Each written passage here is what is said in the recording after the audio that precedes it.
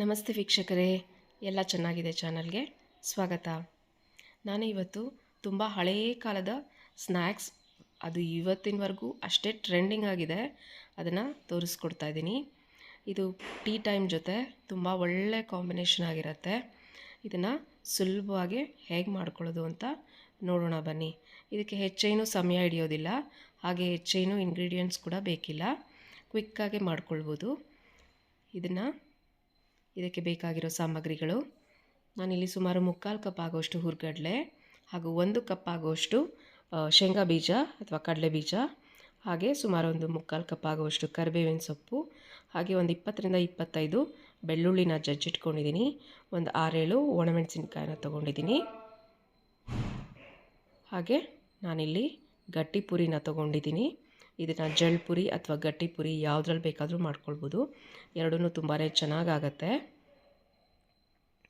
ಈಗ ಇದಕ್ಕೆ ಒಂದು ದೊಡ್ಡ ಪಾತ್ರೆ ಇಟ್ಕೊಳ್ಳೋಣ.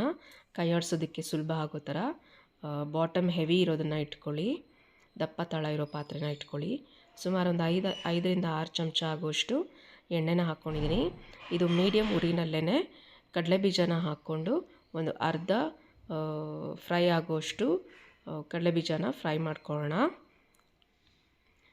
ಇದು ಅರ್ಧ ಫ್ರೈ ಆಗಿದೆ.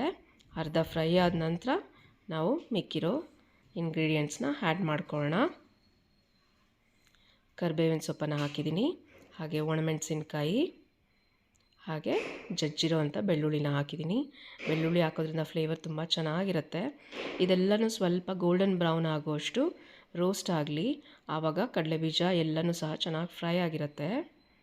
ನೋಡಿ, ಈಗ ಆಲ್ಮೋಸ್ಟ್ ಎಲ್ಲ ಬ್ರೌನ್ ಆಗ್ತಾಯಿದೆ ಬೆಳ್ಳುಳ್ಳಿ. ಈಗ ಹುರ್ಗಡ್ಲೆನ ಸೇರಿಸಿದ್ದೀನಿ. ಇದನ್ನು ಸಹ 2-3 ನಿಮಿಷಗಳ ಕಾಲ ಫ್ರೈ ಮಾಡೋಣ. ಈ ಚುರ್ಮುರಿ ಟ್ರೈನಲ್ಲೆಲ್ಲ ಬರ್ತಾ ಇರುತ್ತೆ, ಚೈಲ್ಡ್ಹುಡ್ಡಲ್ಲಿ ತಿಂದಿರೋ ಮೆಮರೀಸ್ ಜಾಸ್ತಿನೇ ಇದೆ ಇದ್ರ ಜೊತೆ. ಇದನ್ನು ಆಗಾಗ ಮನೆಯಲ್ಲೂ ಸಹ ಮಾಡಿಕೊಂಡ್ರೆ ಸಂಜೆ ಟೀ ಟೈಮ್ ಜೊತೆ ತುಂಬಾ ಚೆನ್ನಾಗಿರುತ್ತೆ. ಈಗ ನಾನು ಸುಮಾರು 1-1.5 ಟೇಬಲ್ ಚಮಚದಷ್ಟು ಸಕ್ಕರೆನ ಹಾಕ್ಕೊಳ್ತಾ ಇದ್ದೀನಿ. ಸಕ್ಕರೆ ಪುಡಿನ ಸಹ ಹಾಕ್ಕೊಳ್ಬೋದು. 1 ಚಮಚ ಅರಿಶಿನ ಪುಡಿ, 2 ಚಮಚದಷ್ಟು ಖಾರದ ಪುಡಿ, ಹಾಗೆ 1 ಚಮಚದಷ್ಟು ಜೀರಿಗೆ ಪುಡಿನ ಸೇರಿಸ್ತಾ ಇದ್ದೀನಿ. ಜೀರಿಗೆ ಸಹ ಹಾಕ್ಕೊಳ್ಬೋದು. ಹಾಗೆ ರುಚಿಗೆ ತಕ್ಕಷ್ಟು ಉಪ್ಪನ್ನು ಹಾಕ್ಕೊಳ್ತಾ ಇದ್ದೀನಿ. ಇದೆಲ್ಲ ಲೋ ಫ್ಲೇಮ್ ಮಾಡಿಕೊಂಡು ಹಾಕ್ಕೊಳ್ಳಿ, ಇಲ್ಲಾಂದರೆ ಮಸಾಲೆ ಎಲ್ಲ ಸೀದೋಗುತ್ತೆ. ಸುಮ್ಮನೆ ಒಂದು ಬಾರಿ ಮಿಕ್ಸ್ ಮಾಡಿಕೊಂಡ್ರೆ ಸಾಕಾಗುತ್ತೆ. ನಿಮಗೆ ನಮ್ಮ ವಿಡಿಯೋ ಇಷ್ಟ ಆದಲ್ಲಿ ಲೈಕ್ ಮಾಡಿ, ಶೇರ್ ಮಾಡಿ, ಮತ್ತು ನಮ್ಮ ಚಾನಲ್ಗೆ ಸಬ್ಸ್ಕ್ರೈಬ್ ಮಾಡಿ, ಪಕ್ಕದಲ್ಲೇ ಇರೋ ನೋಟಿಫಿಕೇಷನನ್ನು ಆನ್ ಮಾಡ್ಕೊಳ್ಳಿ. ಈಗ ಕಡಲೆಪುರಿನ ಸೇರಿಸಿ ಚೆನ್ನಾಗಿ ಮಿಕ್ಸ್ ಮಾಡಿಕೊಂಡ್ರೆ ಖಾರ ಮಂಡಕ್ಕಿ ರೆಡಿಯಾಗುತ್ತೆ. ಚೆನ್ನಾಗಿ ಬಿಸಿಯಾಗಲಿ, ಗರಿ ಗರಿ ಆಗೋ ತನಕ ಕಡಲೆಪುರಿ ಬಿಸಿ ಆಗಲಿ.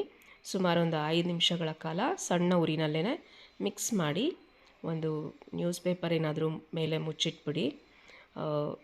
ತಟ್ಟೆನ ಮುಚ್ಚಬೇಡಿ, ಅದು ನೀರು ಬಿಟ್ಕೊಳ್ಳೋ ಸಾಧ್ಯತೆ ಇರುತ್ತೆ. ನೋಡಿ, ಚೆನ್ನಾಗೆ ಖಾರ ಮಂಡಕ್ಕಿ ರೆಡಿ ಆಯಿತು. ಇದನ್ನು ನಾವಿವಾಗ ಇಂಟ್ರೆಸ್ಟಿಂಗಾಗಿ ಟೀ ಜೊತೆ ಚುರುಮುರಿ ಮಾಡ್ಕೊಳ್ಳೋಣ.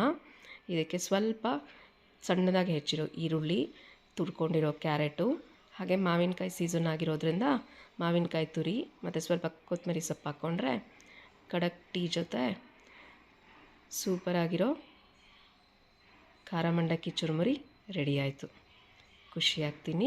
ಖುಷಿಯಾಗಿರಿ. Thank you for watching. ಹೀಗೆ ಮತ್ತಷ್ಟು ವಿಡಿಯೋ ಒಂದಿಗೆ ಮತ್ತೆ ಬರ್ತಾ ಇರ್ತೀವಿ. ಧನ್ಯವಾದಗಳು.